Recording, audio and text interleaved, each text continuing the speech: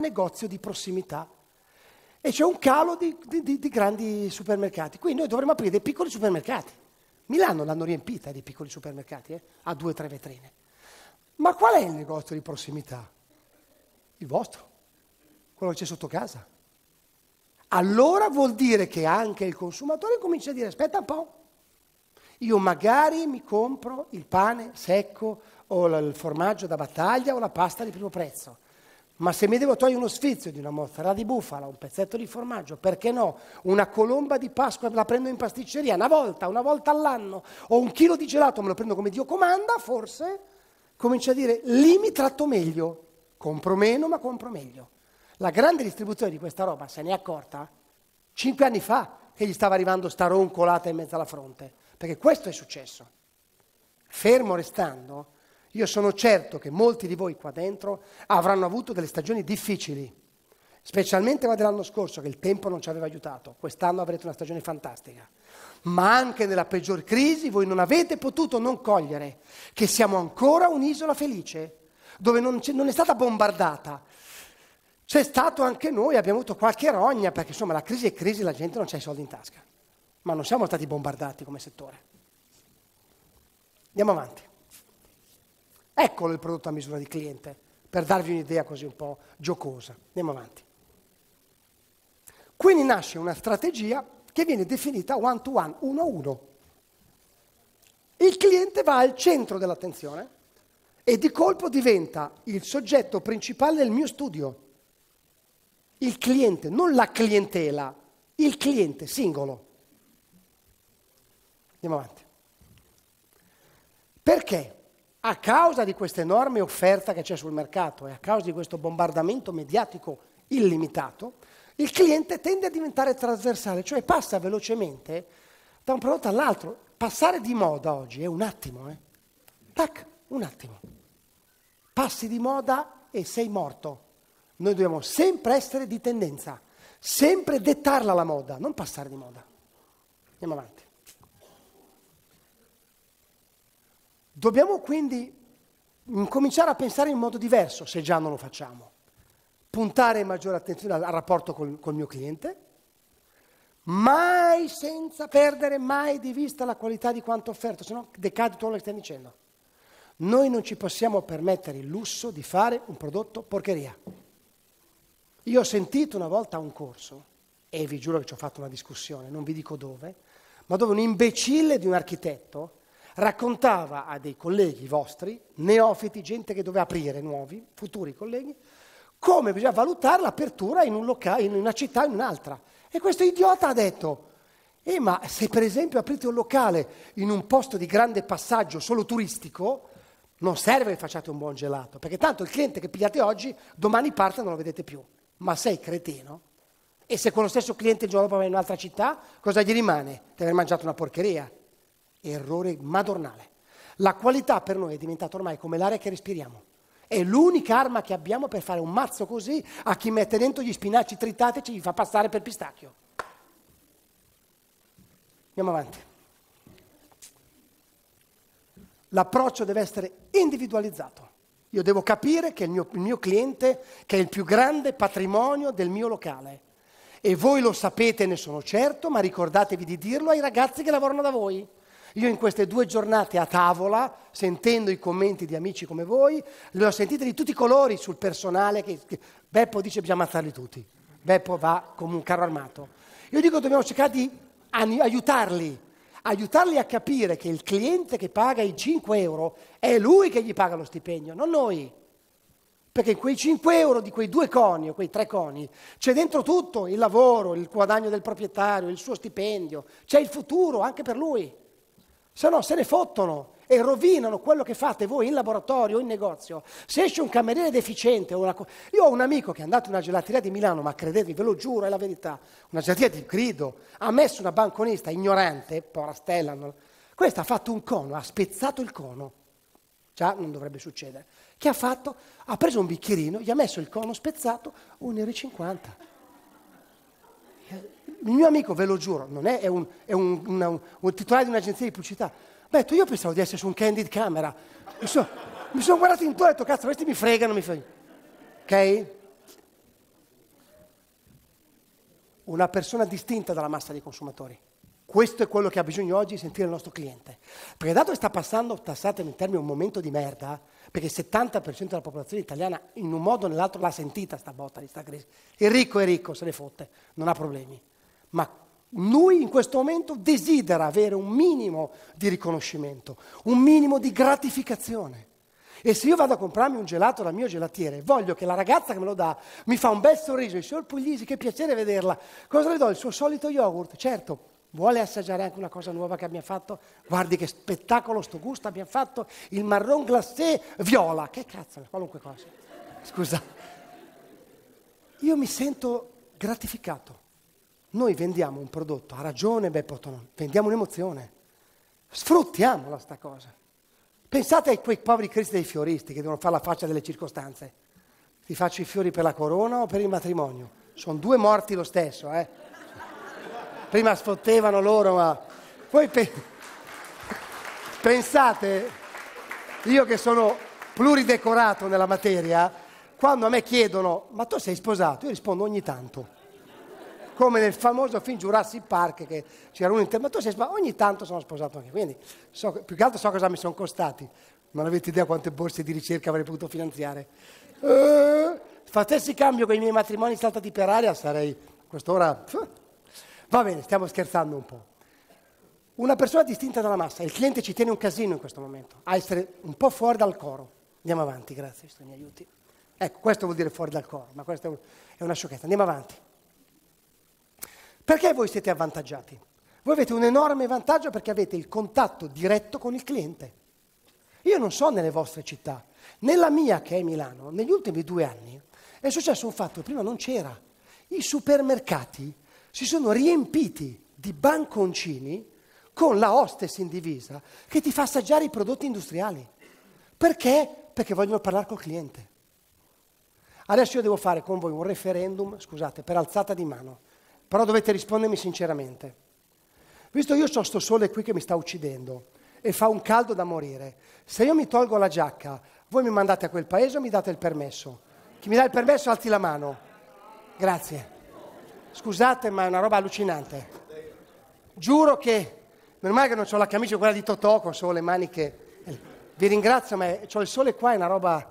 Bene, sto sole fino a novembre deve rimanere, per amor di Dio. Così va bene, voglio sudare tantissimo. Allora, abbiamo un contatto diretto col cliente e abbiamo un'immagine di tradizione e genuinità. Ricordatevela questa cosa, eh? Alla fine del mio corso, fra non molto, quando lui comincerà a darmi un po' di calci per il tempo che passa, la ritroviamo questa cosa. Tradizione e genuinità. Allora, diciamo che noi abbiamo le carte regola. Oggi abbiamo le carte regola per poter dire al consumatore, occhio, io ho un'immagine di un prodotto assolutamente buono, nella mentalità dell'italiano è un prodotto di alta tradizione, alta pasticceria, mi permetto di dire italiana, il gelato all'italiana, in tutto il mondo. Ormai voi sapete che in tutto il mondo il gelato non si chiama più ice cream, il gelato è gelato.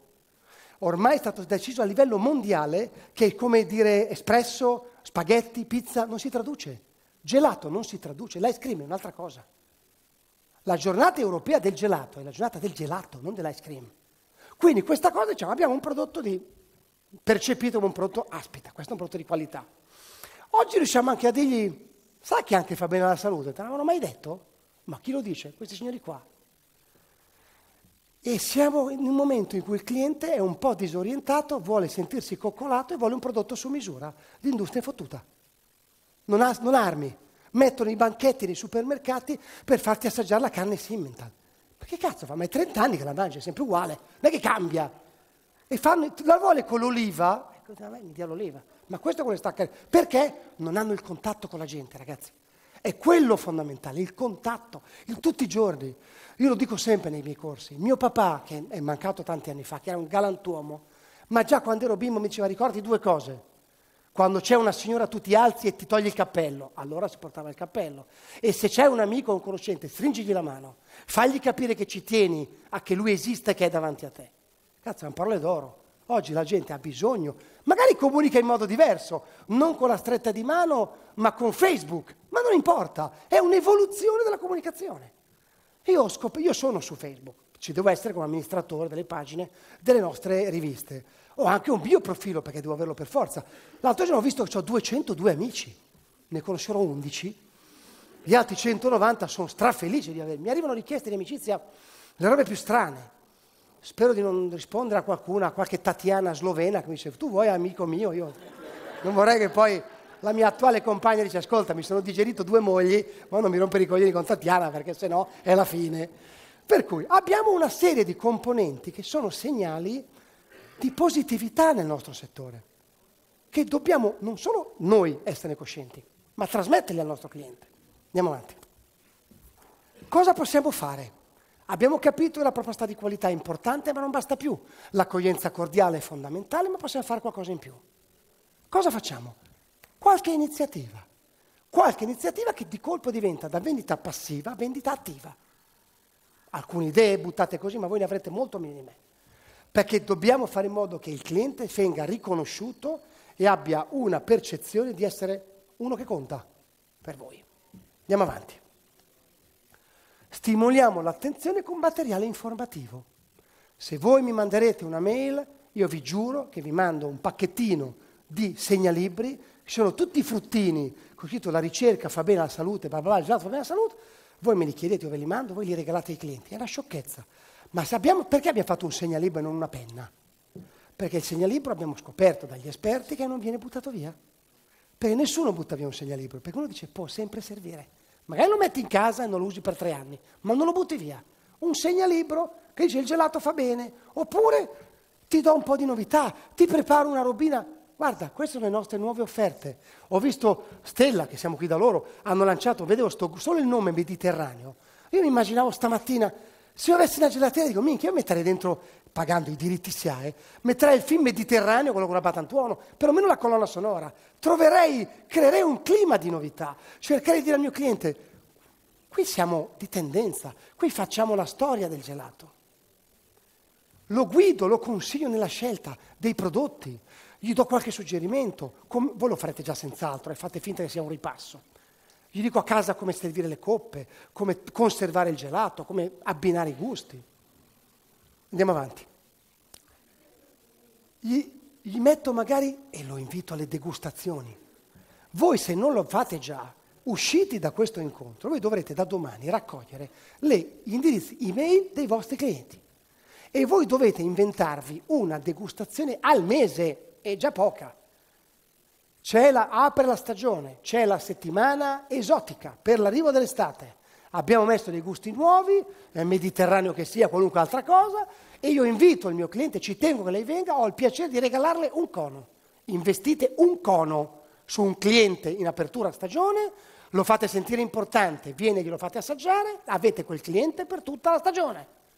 Perché se lo ricorda, dice, cazzo, fa figo, a me mi hanno chiamato.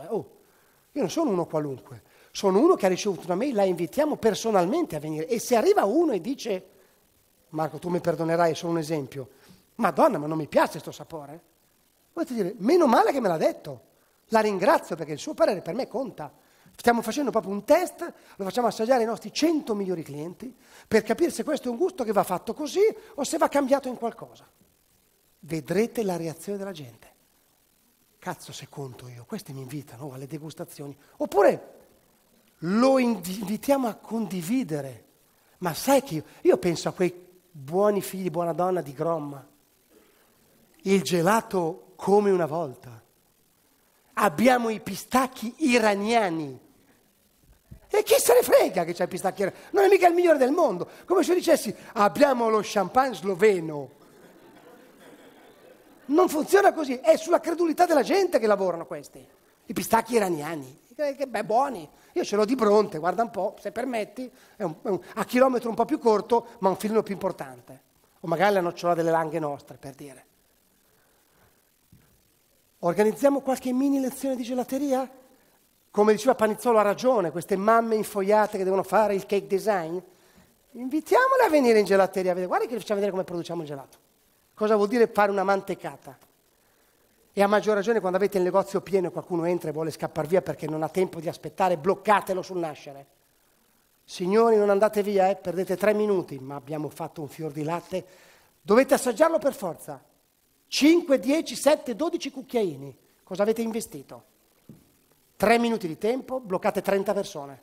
Perché se io sono un vostro cliente, entro, ho 20 persone davanti, posso essere tentato di andarmene. Ma se sulla porta l'effetto gambero, perché cammino all'indietro, me ne voglio andare e incomincio a dirmi delle balle per andarmene, ho la macchina in doppia fila, sono venuto a piedi, mi sto dicendo una bugia. La devo dire a voi la bugia, perché devo trovare un motivo per andarmene. E voi mi bloccate dicendo, scaggi questo fior di latte, l'abbiamo mantecato un'ora fa. Quello non si muove più neanche se arrivano le cannonate, perché voi dovete fare un'operazione di conservazione della vostra clientela. Non dovete darla a nessuno. Andiamo avanti. Cosa otterremo alla fine? Allora, il cliente dice, intanto io acquisto un prodotto da una persona di cui mi fido, che conosco, che mi tiene in considerazione. Mi sento partecipe perché, cazzo, a me mi hanno chiamato. Mica hanno chiamato 50.000 persone, hanno chiamato i 100 migliori clienti. Poi voi sapete, li avete chiamati magari tutti, quelli che sono disposti a darvi il recapito, ovviamente. Condivido una filosofia, perché noi tutte queste cose, voi siete, ecco, mi viene, i sommelier del gelato, siete voi. Voi dovete fare degustare il prodotto, non come se è la vaschetta, un tanto al chilo al supermercato nel bancone di 30 metri. Non ci interessa, la guerra dei prezzi non è campo nostro. Noi dobbiamo dare prodotti di valore, non di basso prezzo. Ieri una vostra collega, era Recanati, mi ha detto, ma io mi ha aperto una gelateria, sa, io adesso rinnovo il locale, loro però vendono più basso di me, cosa devo fare? Venda più alto, non più basso o pari, più alto. Spiegate al cliente, io ti metto questo prezzo, perché se te lo metto più basso, correrei il rischio di non essere certo di cosa ti sto dando. Se ti devo dare un prodotto di alta qualità, e il mio è di alta qualità, deve costare così. Stai attento, perché se qualcun altro te lo dà meno, a meno che non è il mago Zurli che ci ha inventato il modo di come non pagare le tasse, non so, oppure c'è qualcosa che non funziona. Prodotti di alto valore. Voi potete fare questo avendo la certezza che usate prodotti di qualità, e voi ce l'avete, perché solo voi la potete avere. Andiamo avanti.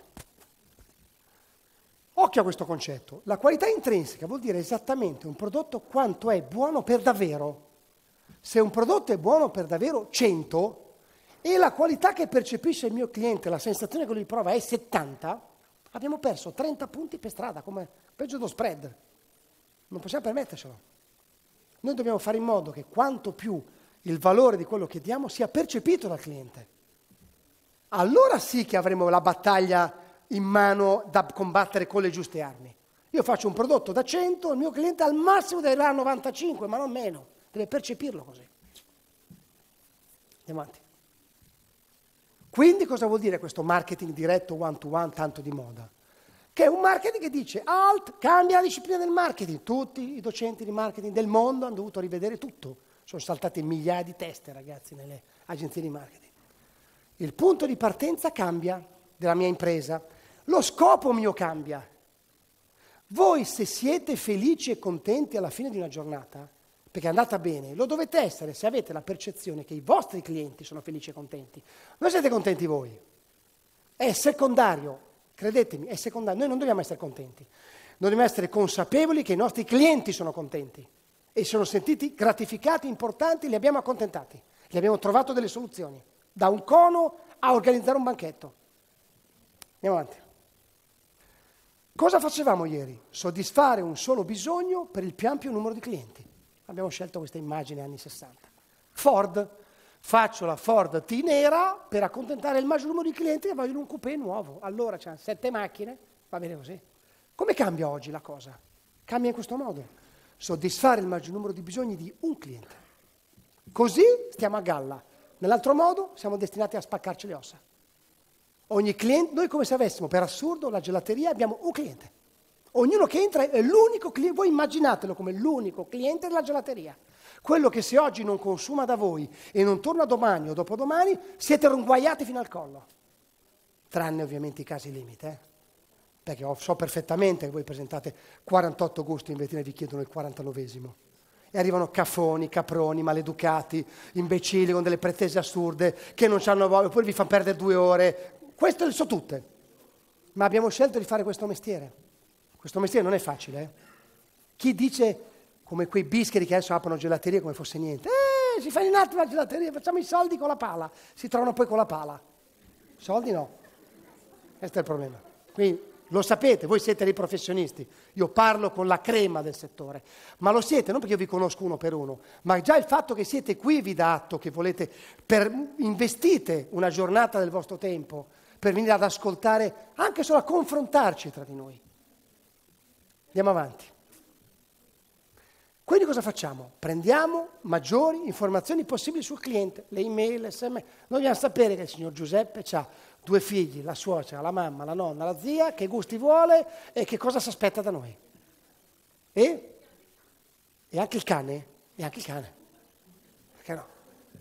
Dobbiamo ricordarcele e migliorare, usarle per migliorare e personalizzare il servizio. Tutto il mondo della comunicazione ci sta dicendo, anche la grande distribuzione ci dice, dobbiamo fare un servizio su misura per il cliente. Loro ci metteranno 10 anni a capire come, voi l'avete già. È come se di colpo noi, per assurdo, producessimo birra e di colpo ci dicono, ma quest'anno va la birra. E quindi cosa fanno quelli che fanno vino, si mettono a far birra? Fanno fatica. Voi la fate già la birra, fate il gelato. Andiamo avanti. Quindi bisogna essere duttili, occhio ai cambiamenti, ricordatevi quella cosa che avevo detto di Darwin, sono quelli che si adattano ai cambiamenti che hanno il futuro, velocemente adattarsi alle novità. Una volta si diceva chi va piano va sano e va lontano. Oggi nel nostro settore chi va piano va sano non arriva da nessuna parte, si schianta. Seguire le purtroppo mutevoli esigenze della clientela, che oggi sono sul pero, domani sono sul melo. Perché il cliente è cambiato, è viziato. Oggi un cliente acquista un prodotto e vuole anche tutti i servizi collegati. Non basta un prodotto e basta. Andate in edicola a comprare un quotidiano, ma non c'è più il quotidiano. Il quotidiano è una, come si dice, è il companatico, è la videocassetta, è l'inserto salute, è l'inserto finanza, è lo speciale qui, lo speciale là. Questo è diventato il contorno quasi. Andiamo avanti. Cosa vogliono i clienti? Ieri erano attratti molto. Benefit, premi, omaggi, non ne possono più. Abbiamo premi e omaggi dappertutto, nelle case piene di minchiate, che ci danno i supermercati e tutto quanto. Oggi i clienti vogliono soluzioni, che siano su misura, le migliori, le più rapide, le più convenienti, che non vuol dire quelle che costano meno, le più convenienti in base alla mia esigenza.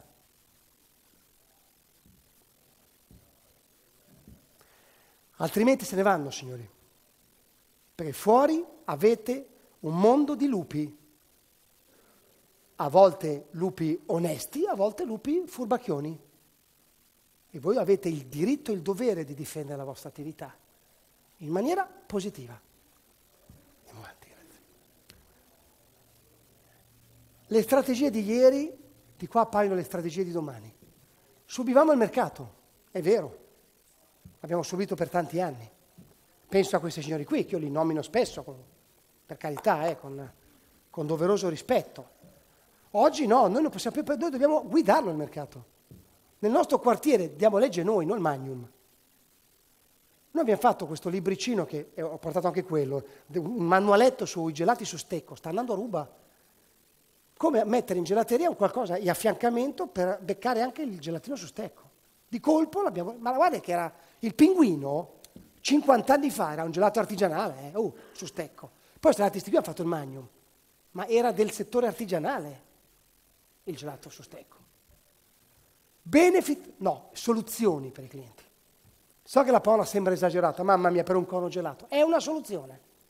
Io mamma, brutta mamma, io papà, entro con i miei 2 figli, mi dà 2 coni, cosa vuoi? Frutta, fragola, panna, gelato, poi mi casca l'occhio. Fa bene alla salute. Cazzo, vedi che faccio bene che non gli do il Kinder, con tutto rispetto del Kinder, ma gli do un buon gelato? Sano, nutriente, fresco, e il bambino comincia a mangiarlo ancora prima di averlo. Prodotti a prezzi bassi non ci interessano. Noi diamo prodotti ad alto valore.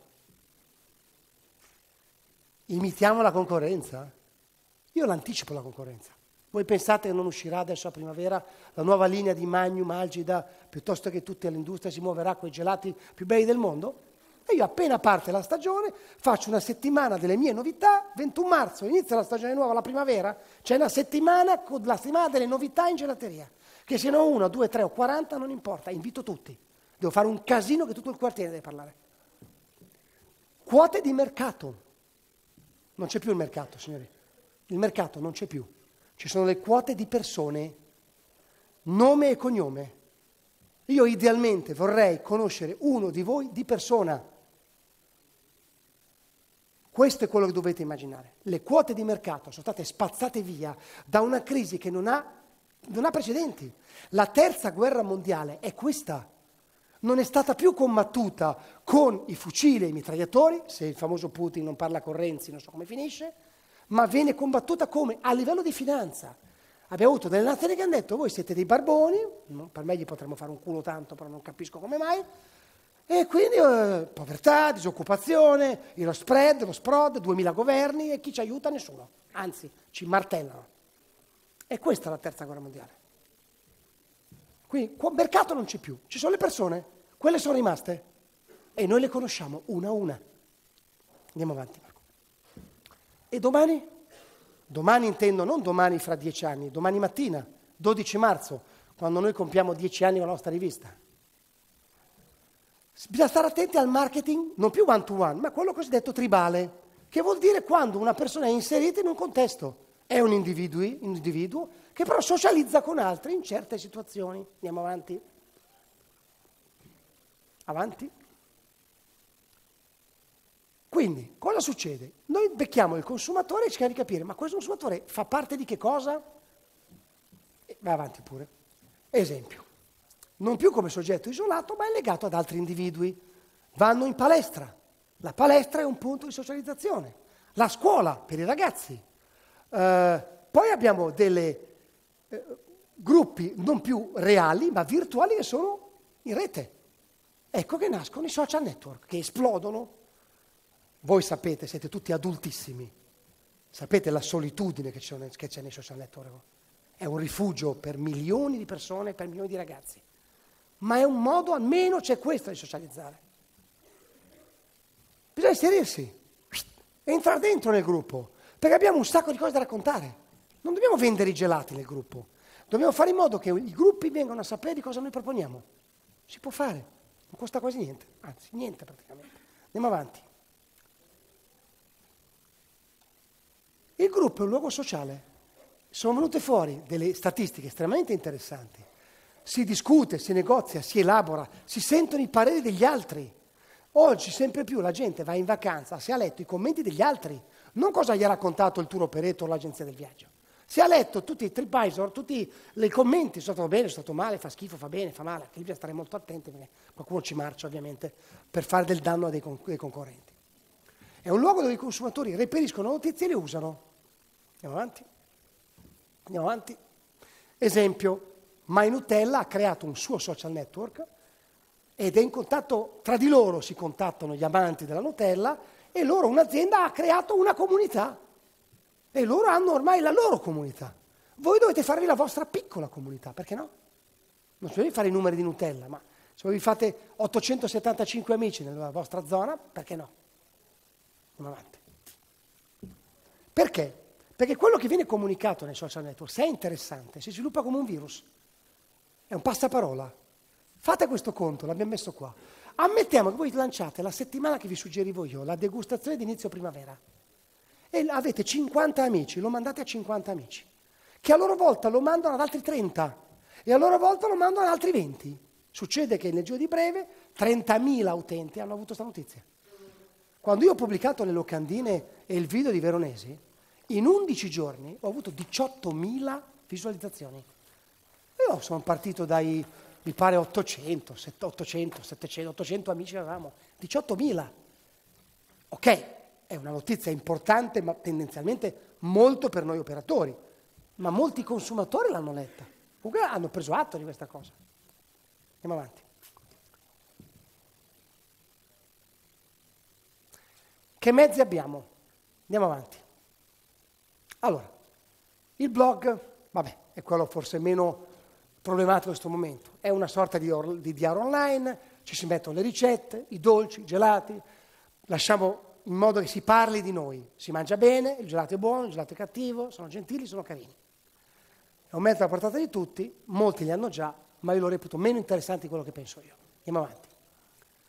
Vi do 3 dati su 3. Attenzione, l'83,6% tra Gli autori e lettori affermano che i blog sono il mezzo di informazione di cui si fidano di più. Pensate? In un mondo di notizie che arrivano, sarà vero, questi si fidano. E quasi l'80% dice di essere stato influenzato in questo senso. E addirittura un 15% abbondante dice che ha cambiato opinione su un qualcosa. Quindi parliamo di movimentazioni di massa di pensiero considerevoli, grosse in quantità. Andiamo avanti. Occhio, social network, e qui siamo nella baraonda. L'83% degli italiani tra i 13 e i 25 anni utilizza Facebook. Parliamo di oltre 6 milioni e mezzo di persone. E la fascia dopo, che è quella dai 25 ai 29 anni, il 69%. Addirittura i cinquantenni come moi, 16%. Sono cifrone, eh? Qui parliamo che oggi in Italia, probabilmente su 50 milioni di italiani, il 30% è su Facebook. Qui parliamo di... sono stato pure schiscio. Quindi è un qualcosa che non possiamo ignorarlo, perché purtroppo ci dobbiamo fare... c'è a chi piace, impazzisce. Io lo reputo per esempio una cosa, dico, Madonna, ma quanta gente, quanto tempo hanno per stare su Facebook? Io non c'ho tutto questo tempo, però tanti ci stanno. Andiamo avanti. Il profilo Facebook, attenzione, va usato per pubbliche relazioni, non per pubblicità diretta, perché hanno dei filtri di controllo, lo fermano. Però pubbliche relazioni, la settimana della degustazione è pubbliche relazioni. Vieni a gustare la novità del 2014, è una degustazione, è un invito. Non è vendo Panda a basso prezzo, offerta libera, non è una roba commerciale, è una roba di socialità. Vai avanti, voglio far vedere un'altra cosa che riguarda il couponing, forse molti non so se lo conoscono tutti. Couponing è un'altra moda che sta uscendo, molto interessante. Questi siti li potete beccare, groupon.it, Groupali, eccetera. Come funziona? Io consumatore mi registro su uno di questi siti e succede che in quel momento ogni giorno ricevo delle offerte riguardanti il mio quartiere. La parrucchiera Giuseppina offre a 10 persone il taglio dei capelli a 10 euro se la conferma arriva nelle prossime 2 ore. Dato che lo manda a 100, Coupon lo manda a 10.000, succede che fa la corsa a quelle che vogliono andare. È chiaro che quella ha ottenuto la vendita a basso prezzo di 10 servizi, ma ha parlato di sé, ha fatto conoscere da migliaia di operatori. Vi faccio un esempio più specifico, che abbiamo un esempio proprio nel nostro settore. Andiamo avanti, Marco. Vai avanti, questo l'ho già detto. Avanti, avanti, avanti. Questa, mi interessa arrivare alla gelateria di Torino. Eccolo qua. Vero, eh? Una gelateria a Torino qualche mese fa, cosa ha fatto? Ha inserito su Groupon Italia una proposta dicendo: offro 1 chilo di gelato artigianale al 50% di prezzo, non mi so a quanti chili, 20 kg, 30 kg, compreso consegna a domicilio. Quindi un servizio in più, addirittura con uno sconto del 50%. È chiaro che ci perdeva, ma in questo modo col passaparola ha potuto far conoscere a migliaia di utenti non solo la sua gelateria, perché tutti poi ne hanno parlato, ma che ha questo servizio del gelato a domicilio. Per loro era importante farci conoscere. Cosa gli sarebbero costati fare volantini o pubblicità o cose varie? Si è infilato su un couponing, ha offerto un servizio a basso prezzo, la gente ci ha corso a saperlo, a vederlo, ha creato un virus, ne hanno parlato. Oh, guarda che là danno 1 chilo di gelato, te lo portano a casa, costa solo, metti, 7 euro. I primi 100 l'hanno preso, ma altri 100.000 l'hanno saputo. Ecco dov'è l'obiettivo. Andiamo avanti. SMS, email, ve lo dicevo prima, le email sono fondamentali, più degli SMS. L'SMS rompe un po' le balle se ci martella tutti i giorni, cose qua. L'email siamo più abituati anche a leggere le cose un po' più, meno diciamo che ci stanno a cuore magari per la nostra professione. L'email io la reputo uno strumento eccezionale, di rapidissima lettura, non costa nulla, fatevi un archivio email dei vostri clienti, dialogate con loro, fateli sentire partecipi alla vostra attività. Andiamo avanti. Il sito, attenzione, moltissimi hanno il sito, ma il sito ci dice, guardate, quasi il 70% dei consumatori ha dichiarato che sui siti vuole trovare informazioni aggiornate e affidabili. La storia della gelateria va benissimo, ma non può essere solo quello. Dobbiamo dargli informazioni di attualità. Domani apro, dopodomani offro questo, fra 3 giorni sta promozione, fra 5 giorni faccio questa festa. ti ricordo che c'è la festa del papà il 19 marzo, che c'è l'11 maggio la festa della mamma. Queste sono le cose che dobbiamo usare nel sito, perché la gente vuole trovare queste informazioni, perlomeno la maggioranza. Quindi siamo arrivati, abbiamo fatto questo giro d'orologio, spero di essere stato abbastanza nei tempi, ho sforato ovviamente. Dove si orienta il cliente? In un momento delicato così. Svago, divertimento, socializzazione. Ne ho un po' le palle piene di essere martellato, ricordatevi che siamo in crisi, che dovete morire, che siamo senza soldi, tutti poveri. Il cliente cerca, quando si avvicina a noi, di avere quel minuto di svago, un cono, o comprare qualcosa da portare a casa per socializzare. Vuole avere un attimo di svago e felicità. Quindi succede che i negozi devono essere belli, intriganti, il personale simpatico, bei sorrisi, sorridere. Io nel mio libricino l'ho scritto, ho preso una frase medievale come prefazione, che arriva un antico detto cinese: chi non sa sorridere non dovrebbe aprire bottega. Non l'ho scritto io, l'ha scritto 700 anni fa i cinesi, che un po' ne sapevano queste robe. E cosa succede in futuro? Cosa abbinerà il cliente? Svago e genuinità. Perché vuole essere rassicurato. Perché voi sapete meglio di me che andate in un supermercato e un mare di prodotti, sopra la scatola c'è scritto più in grande le cose che non contengono di quelle che contengono. Perché hanno paura, devono dire io non ce l'ho. Voi immaginate, andate a comprare un'automobile domani mattina e vi trovate il cartello BMW Serie 3, non perdo le ruote, non mi si smonta il volante, non vola via il tetto, non mi esplode la gomma. Azz che macchina! Ma è quello che troviamo nei pacchetti dei biscotti e della pasta, eh? Non c'è questo, non c'è questo, non c'è questo, non c'è questo. È una vendita di paura. Voi non avete la vendita di paura, voi avete una vendita di qualità. Quindi noi esaltiamo le cose buone, non diciamo cosa non mettiamo dentro. Genuinità, dove la ricerca il cliente allora? Nel passato. Nella sua testa il passato non è manipolato, è genuino. Allora io ho la gelateria, è un prodotto tradizionale che nella testa del nostro consumatore è un prodotto, mamma mia, anche i cinquantenni come me, chi non ricorda il gelato 40 anni fa? Io me ne ricordo come fosse ieri.